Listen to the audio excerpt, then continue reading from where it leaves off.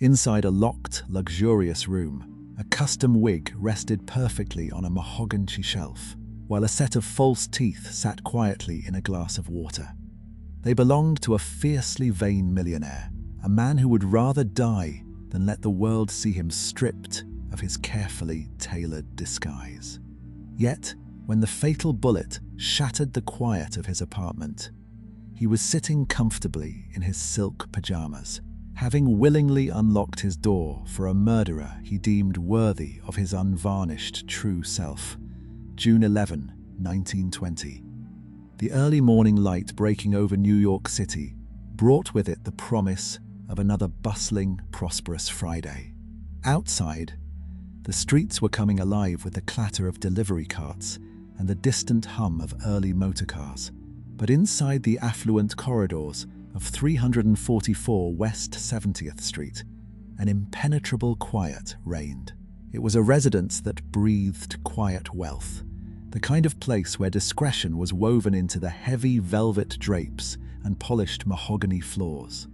Marie Larson, the diligent housekeeper, arrived shortly after 8 o'clock to begin her usual routine. She carried with her the quiet efficiency expected of those who managed the domestic lives of the city's elite. There was no foreboding in the air, no sudden chill in the corridor to warn her that the threshold she was about to cross would soon become the center of one of the greatest mysteries of the decade.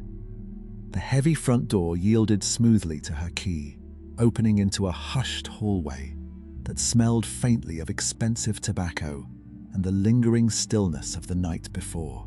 Her footsteps made little sound as she moved deeper into the apartment, adhering to the silent choreography of a house not yet fully awake.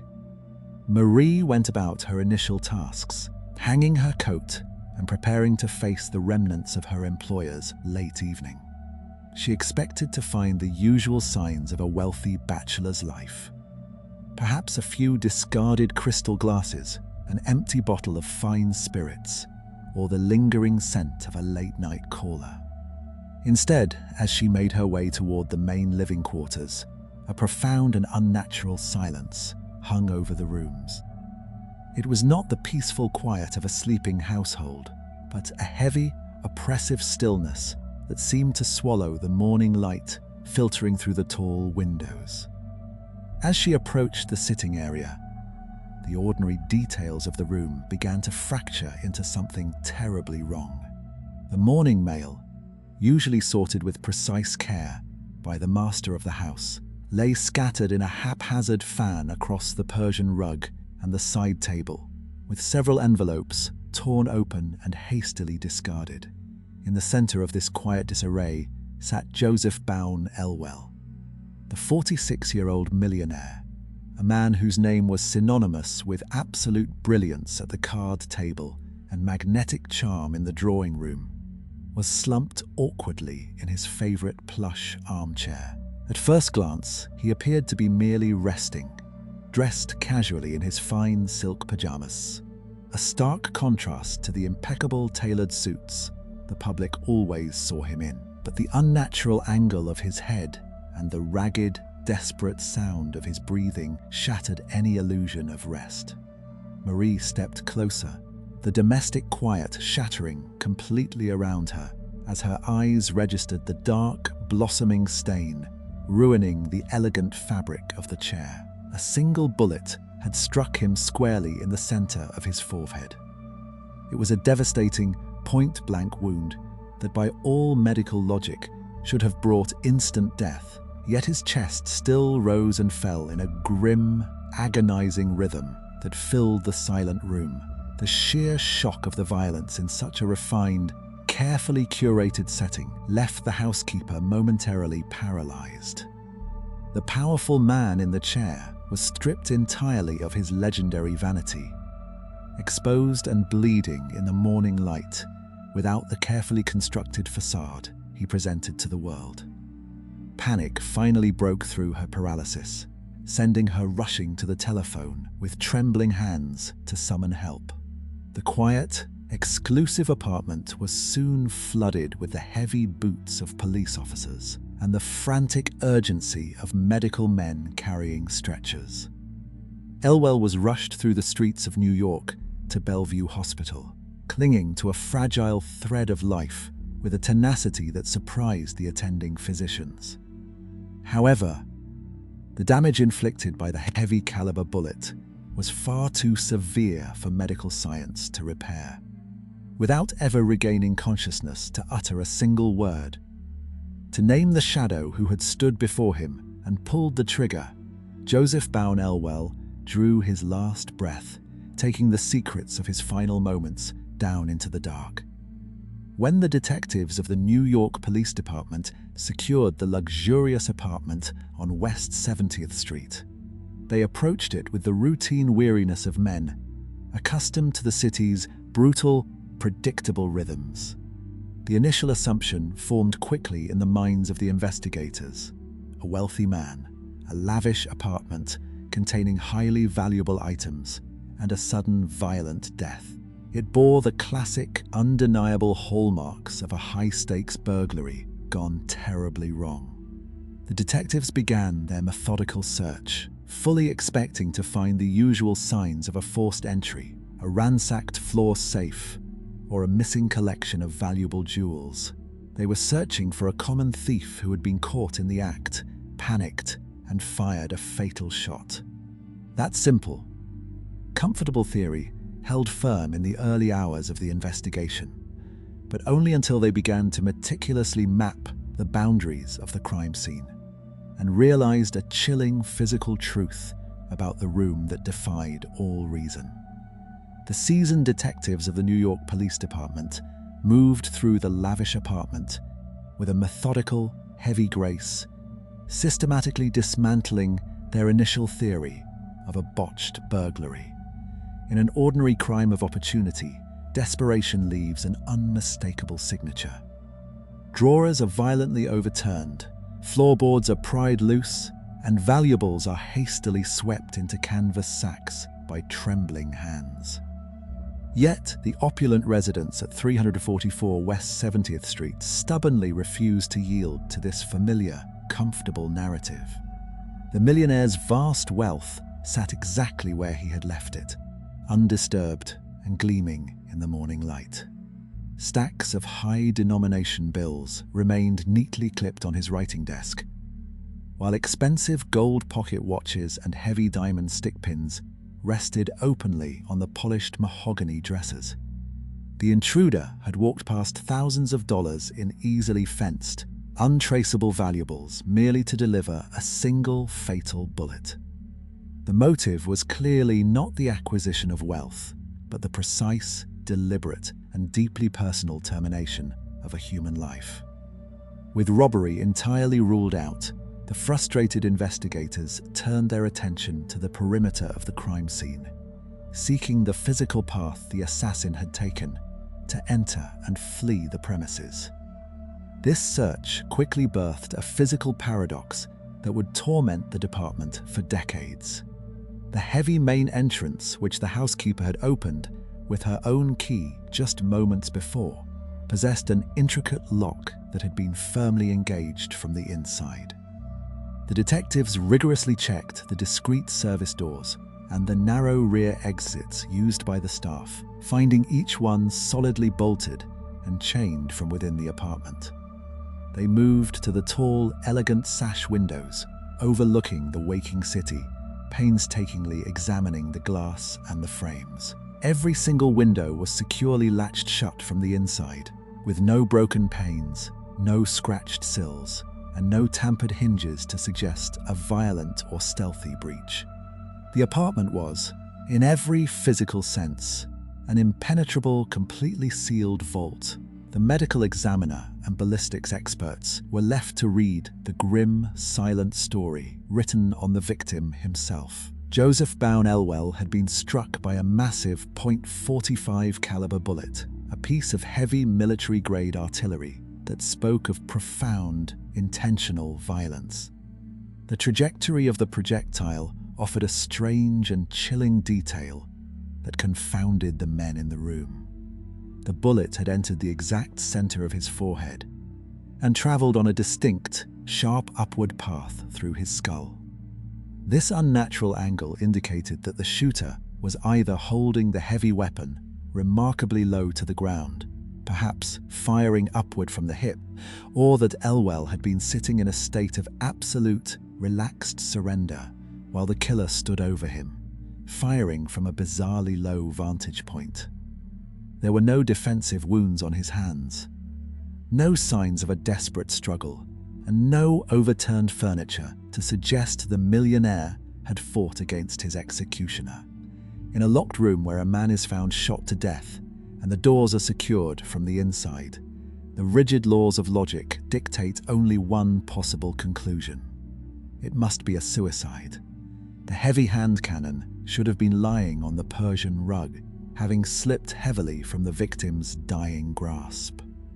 Clinging to this final thread of reason, the detectives scoured every square inch of the sitting room with desperate, exhaustive thoroughness. They crawled across the hardwood floors, reached beneath the heavy velvet sofas, and dismantled the plush cushions one by one. They searched the adjoining rooms, sifted through the wastebaskets, and felt along the dark corners of the high bookshelves. The search yielded absolutely nothing.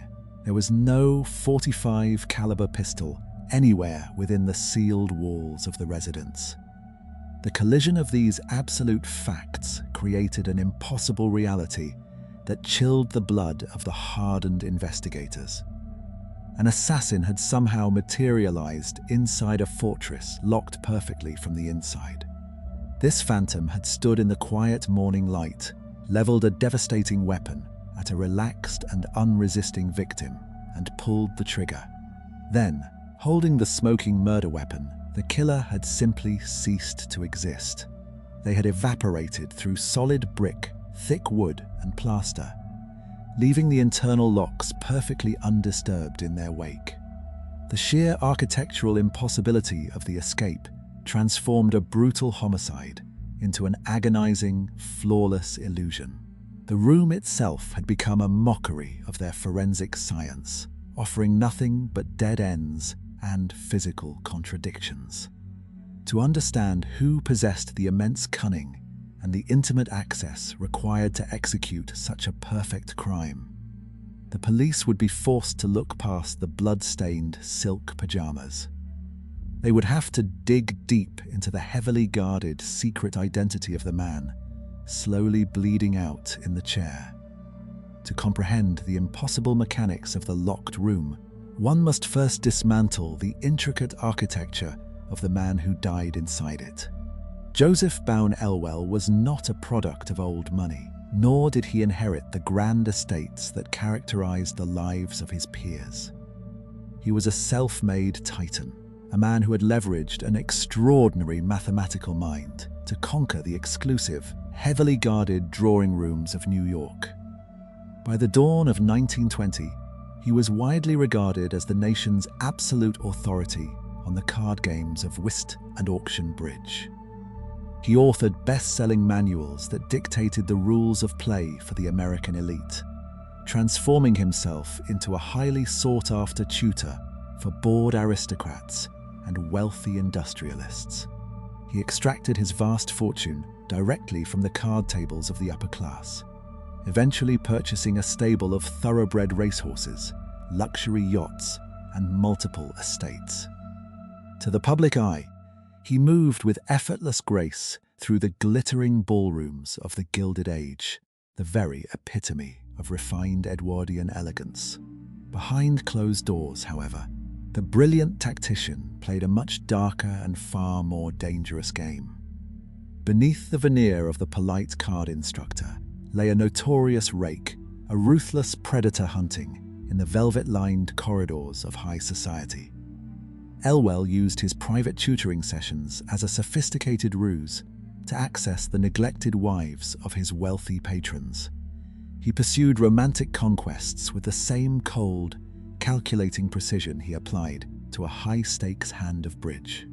He collected beautiful women with the voracious appetite of a man who believed the rules of ordinary morality did not apply to his intellect, leaving a long, quiet trail of compromised marriages and silently furious husbands in his wake. His undeniable charm was merely an instrument, serving a towering, almost pathological ego. This immense ego was tethered to a physical vanity so profound that it would ultimately become the defining psychological clue of his murder. Elwell was absolutely terrified of the natural decay of aging. The public never saw the reality of his 46 years. They saw only the masterful illusion, a custom-made hairpiece that meticulously covered his receding hairline, and a brilliant, perfect smile engineered by an expensive set of false teeth. He guarded this artificial youth with a fanatic's devotion. He would never, under any circumstances, allow a stranger, a business associate, or a casual acquaintance to look upon his unvarnished, aging self. His public face was a fortress, heavily fortified against the judgment of the world. Yet, the crime scene presented a jarring contradiction to this lifelong obsession. On the morning of June 11, the police found his expensive wig resting flawlessly on a wooden stand and his teeth soaking quietly in a glass of water in the adjacent bathroom. He had been sitting in his silk pajamas, his bald head exposed, casually opening the morning mail with a paper knife. The behavioral implication was as undeniable as the bullet hole in his forehead. Elwell had not been ambushed by a stealthy intruder slipping through the shadows. When the knock came at his heavy front door that morning, he had walked over and willingly unlocked it. He had welcomed his killer into his private sanctum while stripped entirely of his carefully tailored armor. A man defined by his appearance does not entertain a potential threat while lacking his most essential physical defenses. Nor does he sit back comfortably to read his letters with an enemy standing in the room. The deduction was chillingly clear. The assassin was not a common thief, a hired gun, or an angry business rival.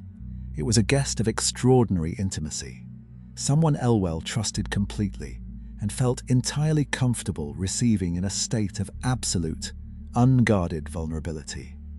It was a fatal miscalculation of trust, but Elwell, ever the meticulous tactician, had not left the details of this vast network of intimacy to memory alone. That dangerous closeness was carefully and systematically documented, and when the detectives finally located this hidden archive among his possessions, the most powerful families in New York began to tremble. The meticulous search of the West 70th Street apartment eventually led Inspector Arthur Carey of the New York Police Department Homicide Squad to a small, unassuming piece of personal property that would alter the course of the entire investigation. Hidden away among the luxurious furnishings and the stacks of untouched cash was a simple directory, an item that would soon become the most dangerous object in the city. The sensationalist press, never missing an opportunity to fan the flames of public outrage, would quickly christen it the Black Book, a moniker that would echo through the city's courtrooms and drawing rooms for years to come. It was an innocuous-looking volume, bound quietly in fine leather and kept strictly out of plain sight. It contained no records of gambling debts, no lists of business associates, and no ledgers of Elwell's vast financial holdings. Instead, it held the meticulously recorded details of his other, far more perilous occupation.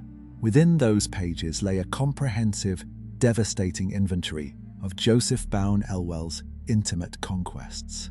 The book contained the names, private addresses, and personal telephone numbers of approximately 50 women. These were not the common girls of the Broadway chorus lines or the easily forgotten women of the lower wards. The names written in Elwell's careful, elegant hand belonged to the absolute pinnacle of New York high society. They were the heiresses to massive industrial fortunes, the pampered daughters of old political dynasties, and, most fatally, the prominent wives of some of the most powerful and ruthless men on the eastern seaboard. The discovery of this private ledger instantly transformed a baffling, physically impossible homicide into a sprawling, explosive scandal that threatened to tear down the polite facades of the city's wealthiest families. A wave of sheer, unadulterated panic swept through the elite enclaves of Manhattan and the sprawling, manicured estates of Long Island as rumors of the book leaked from the precinct. The Gilded Age aristocracy, entirely accustomed to buying their way out of any unsavory situation, suddenly found themselves at the absolute mercy of a working-class police investigation. The morning papers ran breathless, highly exaggerated accounts of the diary, driving the public into a frenzy of speculation and morbid curiosity. Behind the heavy iron gates of Fifth Avenue mansions, frantic conversations took place in hushed, terrified voices.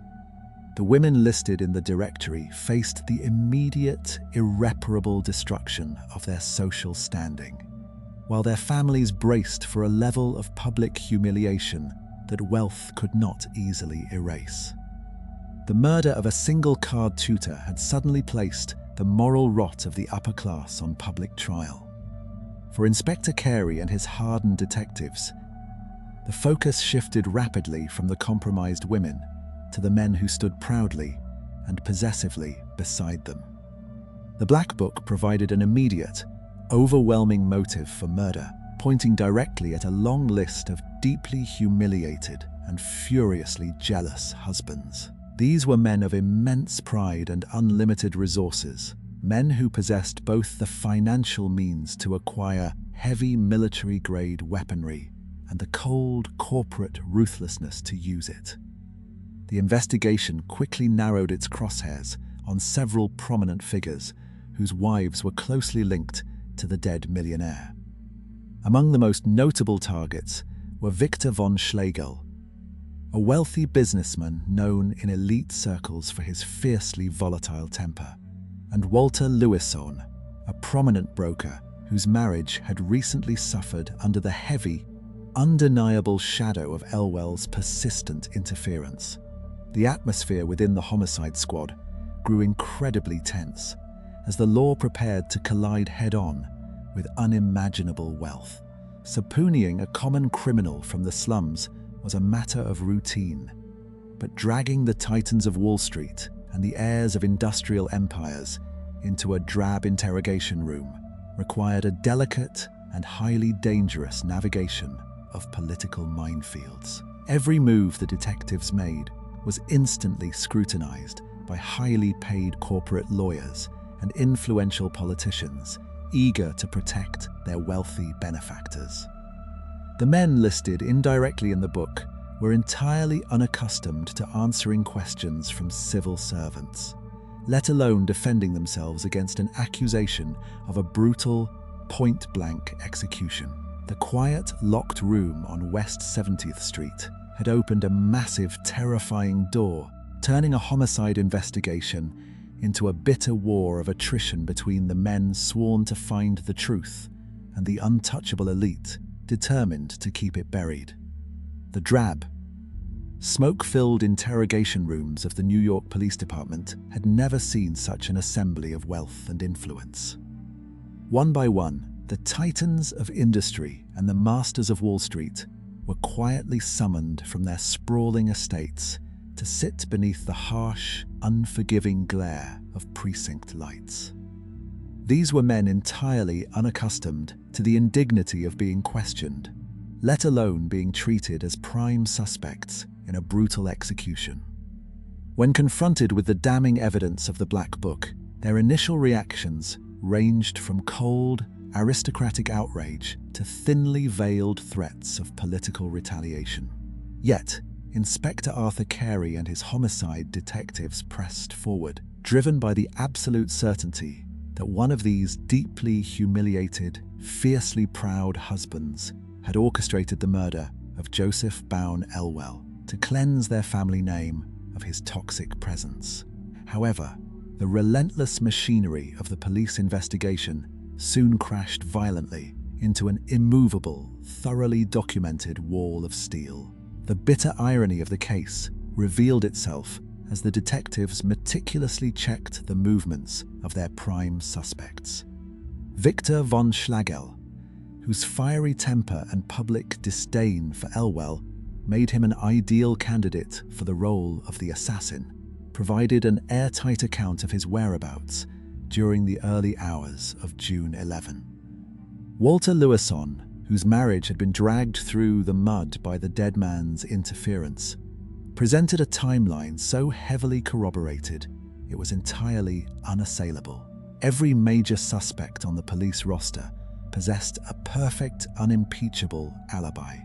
They were miles away from West 70th Street, surrounded by loyal servants, business partners, or fellow members of their exclusive clubs at the exact moment the fatal shot was fired.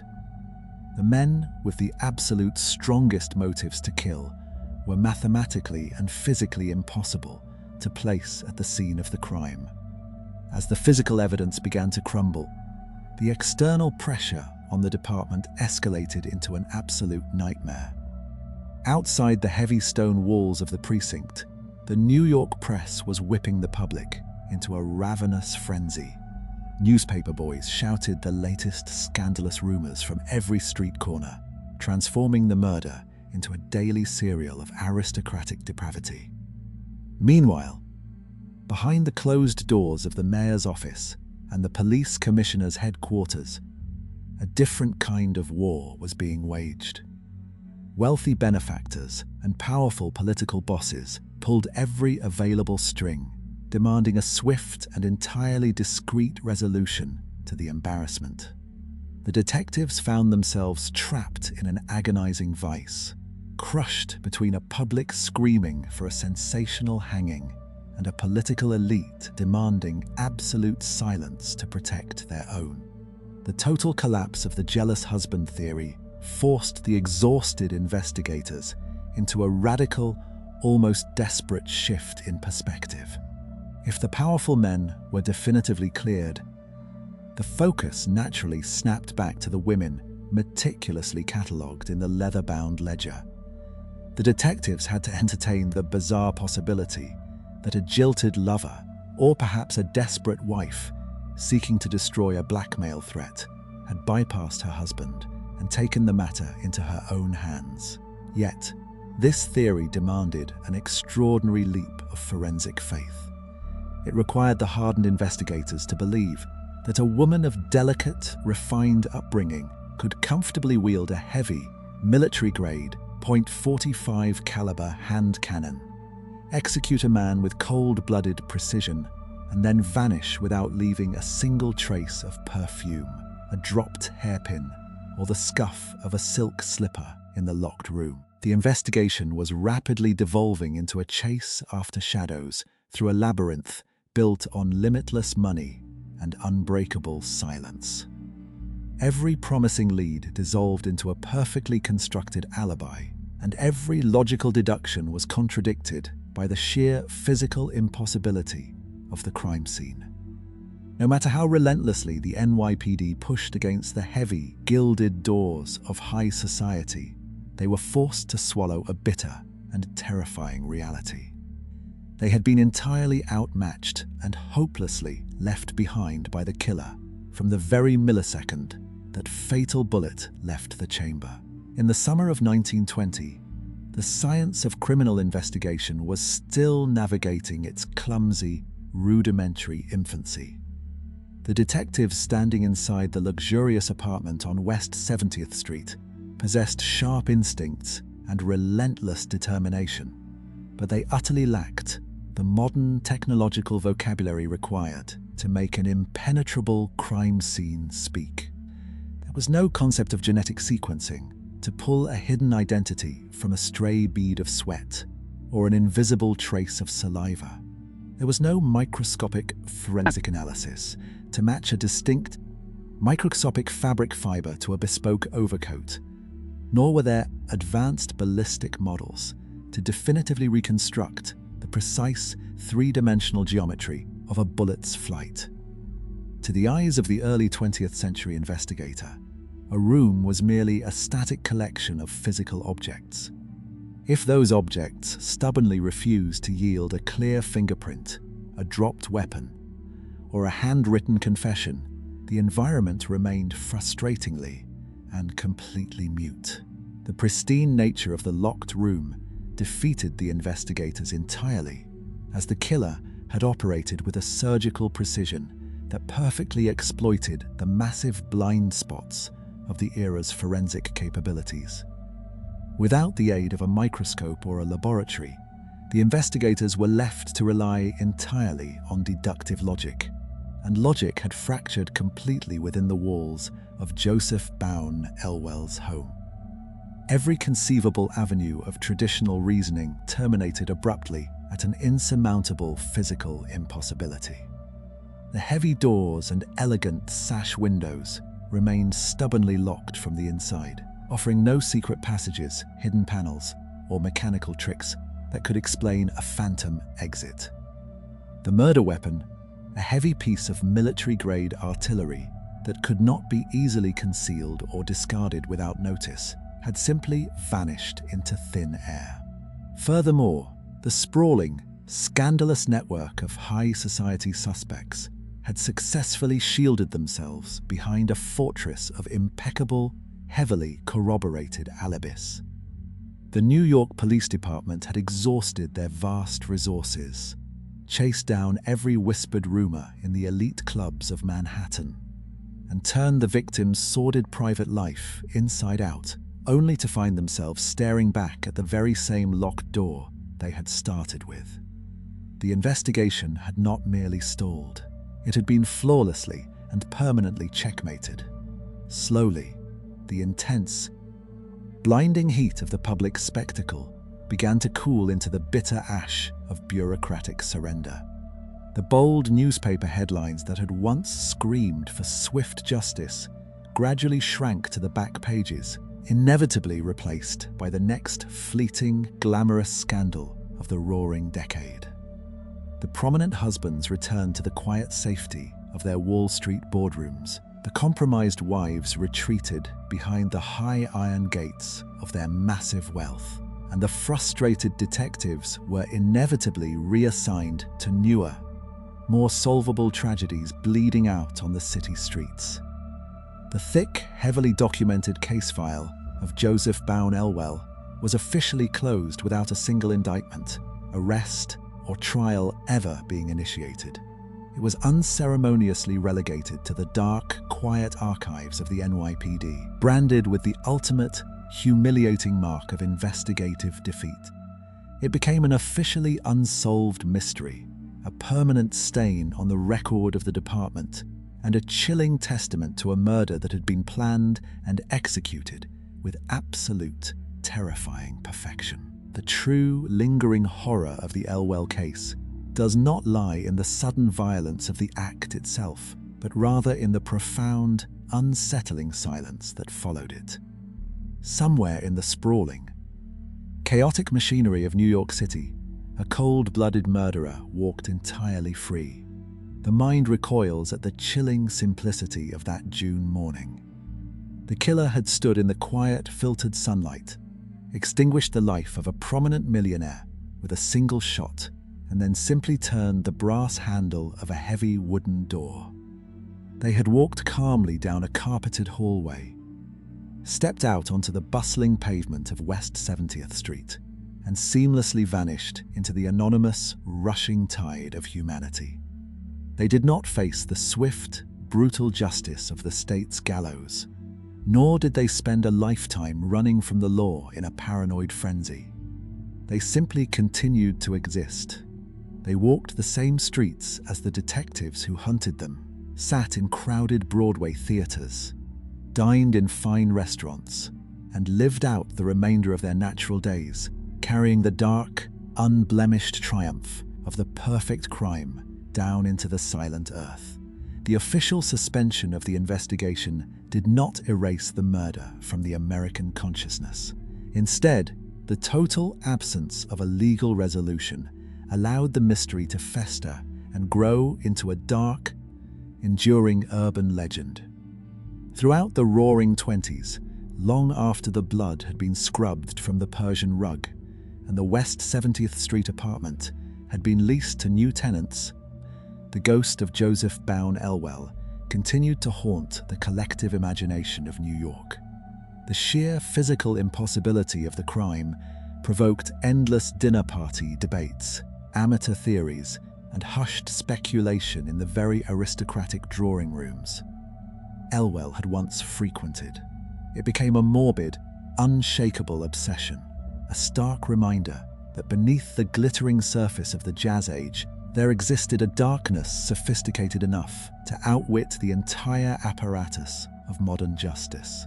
The millionaire who had made a vast fortune teaching high society how to play their cards right had ultimately been dealt a hand that no one could read, leaving behind a profound psychological unease that simply refused to fade with time.